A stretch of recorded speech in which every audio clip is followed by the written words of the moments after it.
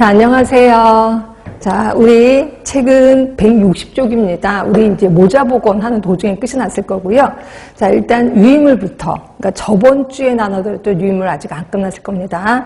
자, 저번 주에 나눠드렸던 유인물 한 5쪽인가 봐요. 거기 보시면 5번에 모유수유 장점이 있을 거예요. 일단 이론부터 하고 문제 들어갈게요. 자, 모유수유 장점을 보시면 이제 그 모유수유를 시작하면 엄마들이 되게 싫어해요. 왜냐하면 애가 젖을 빨면 이때부터 막 배가 너무 아프다고 막 그러는 거예요. 근데 그 이유가 있는데 그거예요. 자, 그 모유수유를 하면은 혈중에 옥시토신이 분비가 돼요. 그 옥시토신이 자궁을 수축을 하거든요. 그럼 자궁이 수축되면 이거를 엄마들은 배가 아프다 이렇게 표현해요. 그래서 배가 아파서 저 모유수유 안 할래요 이런 사람 되게 많습니다. 근데 이렇게 자궁 수축이 촉진이 되면 빨리 회복이 된다는 거죠. 그래서 저희는 회복이 빨리 되니까 아파도 좀만 참으세요 이렇게 얘기를 하고 있습니다. 그리고 또 그러다 보니까 출산 후에 비만의 발생도 줄어들게 되는 거죠. 그 다음에 이제 유방암의 발생 빈도가 좀 저하되는데 대부분 유방암에 걸리신 분들을 제가 이제 임상했을 때 한번 얘기를 한번 나눠보잖아요. 그 한 번도 모유수유를 한 적이 없다. 이런 분들이 거의 다세요. 그래서 모유수유를 한 번이라도 하면 뭐 초유라도 먹였으면 이게 이제 좀 줄어드는데 아예 안 먹였다. 초유도 안 먹였다. 그러면 이게 유방암의 빈도가 좀 높구나라는 걸 좀 알게 됐습니다. 그리고 자, 거기 보시면 네 번째, 자, 비타민, 철분, 무기질 등은 모유에서 더 효과적으로 흡수가 된다는 거죠. 그 다음에 또 가장 좋은 건 뭐냐면 10번입니다. 알레르기 질환, 위장관 질환, 호흡기 질환, 중이염, 요로 감염증, 결국 모유에 항체가 있다는 거죠. 항체가 있어서 이런 병에 잘 안 걸리게 된다는 거죠. 그 다음에 11번째, 전적으로 모유수유를 하잖아요. 그럼 피임 효과도 있습니다. 물론 이게 짧죠. 6개월 미만일 경우에는 98% 이상의 피임 효과가 있다라고 표현하고 있습니다. 그래서 모유수유의 장점도 한 번씩은 읽어주시는 게 좋을 것 같아요. 왜냐면 기출문제 딱 한 번 나왔거든요. 또 나올 확률이 있으니까. 그 다음에 이제 신생아의 아프가 점수. 나오다 못해 이런 것도 시험 문제 나올지 정말 꿈에도 몰랐었습니다. 자, 저는 당연히 이제 간호 쪽이니까 이런 거 다 알고 있는데 여러분들 전공이 아니신 분들은 이게 뭐야 이런 경우 되게 많았을 것 같아요.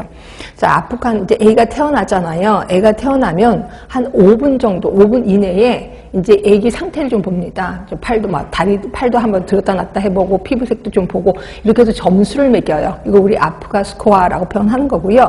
그래서 보시면 5개에 대해서 점수를 줍니다. 하나가 피부색, 그 다음에 심박수, 그다음에 코 자극에 대한 반사 반응, 코를 한번 틱 건드려 보는 거죠. 근긴장. 그래서 근긴장은 손을 들었다가 잡았다가 탁 놔요. 그럼 애가 막 떨거든요. 그럼 근긴장, 호흡. 그래서 5개 항목에 대해서 점수를 매기는데 여기에서 이제 0점 아니면 2점을 줍니다. 그러니까 0점 아주 안 좋은 거고 2점은 가장 좋은 거죠. 그래서 보시면 피부색이 0점이 전체 청색, 그런데 여기서 2점은 분홍색. 자, 심박수도 보세요. 심박수는 거기에 맥박 부재, 백회 박동 이상이 2점.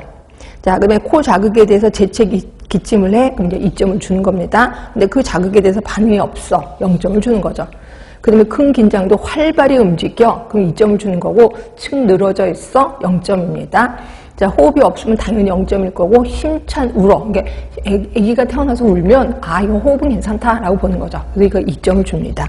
이렇게 해서, 자, 그 표 위로 올라가시면 총 점수가 7점 이상이면 정상으로 보고 있습니다. 7점. 그런데 4에서 6점, 중간, 0점에서 3점은 얘가 좀 상태가 안 좋겠구나, 좀 죽을 수도 있겠구나라는 걸 알게 되는 거죠. 그래서 이제 아프가 스코어, 요 점수가 한번 시험 문제 나왔기 때문에 이제 이 5가지 항목에 대해서 또 시험 문제 나올까 봐 겁납니다. 근데 이 5가지 항목은 거의 의료 쪽으로 들어가는 거라서 이렇게 나올 것 같진 않은데 하여튼 좀 보시면 될 것 같고요.